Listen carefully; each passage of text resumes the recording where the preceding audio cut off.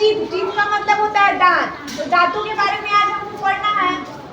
Teeth bite and chew food and make it small enough to be स्वेलड।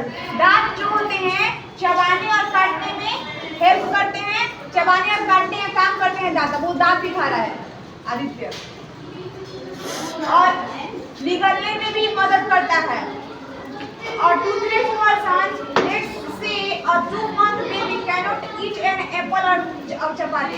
एक दांतहीन व्यक्ति मतलब दांतहीन व्यक्ति मतलब जिसके पास दांत नहीं है, जैसे 2 महीने का बच्चे को मान लीजिए, उसमें दांत तो होता नहीं है, बस मसूड़ा होता है, वो सेव को नहीं खा सकता है क्योंकि उसके अंदर दांत नहीं है, मुंह में दांत नहीं है, और वो ना ही चपाती या रोटी खा सकता है।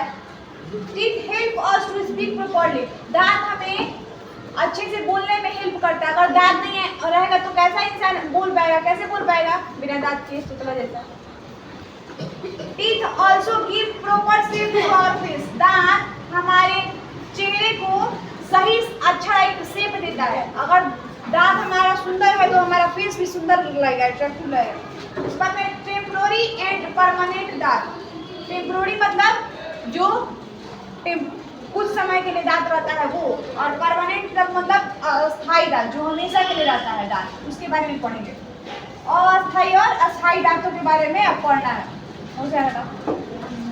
A newborn baby does not have teeth, यानी एक नवजात शिशु जो तुरंत जन्म लिया उसके मुंह में तो दांत होता नहीं है। The teeth of a newborn baby are hidden below the gums।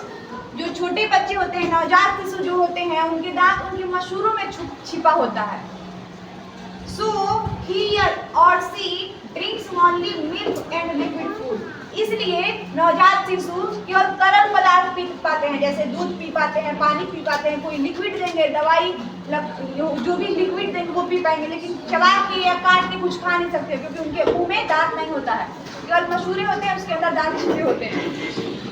A baby gets its first tooth when he or she is around 6 months old। यानी एक बच्चा को पहली बार दांत कब आता है? जब वो 6 मंथ का हो जाता है। जब बच्चा 6 महीने का हो जाता है तो उसको पहला दांत निकलता है। A baby has 20 teeth when he or she is about 2.5 years old। यानी एक बच्चे को 20 दांत कब होते हैं? जब वो 2.5 साल का हो जाता है। 2 साल 6 महीने का जब बच्चा हो जाता है तो उसके मुंह में 20 दांत उठते हैं।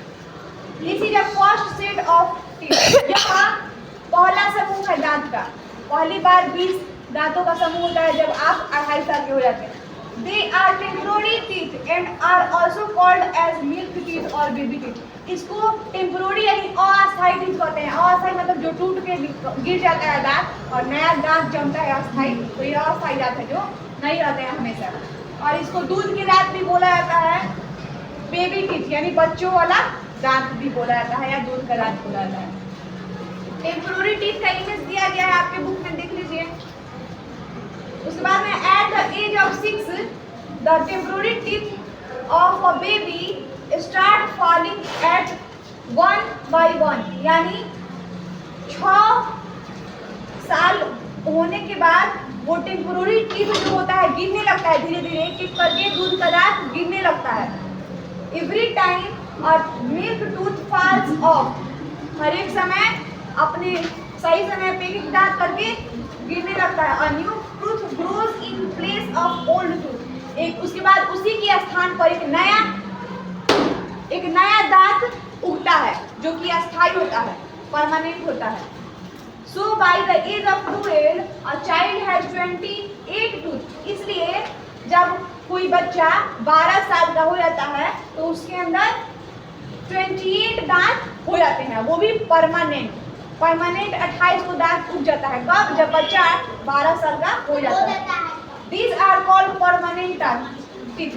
इन दांतों को हम अस्थायी दांत कहते हैं, यानी जो कभी ना टूटे। अगर इस दांत में से कोई एक टूट भी गया, कहीं गिर गए, एक्सीडेंट हो गया, कुछ हो गया, अगर कोई एक दांत टूट गया तो वो कभी नहीं उगेगा। अस्थायी दांत अगर टूट जाता है तो उस पर दांत नहीं उगेगा। जैसे इसका है, अस्थायी दांत टूट गया है, नहीं टूटा है, Let 4 teeth appear between the age of 12 to 21।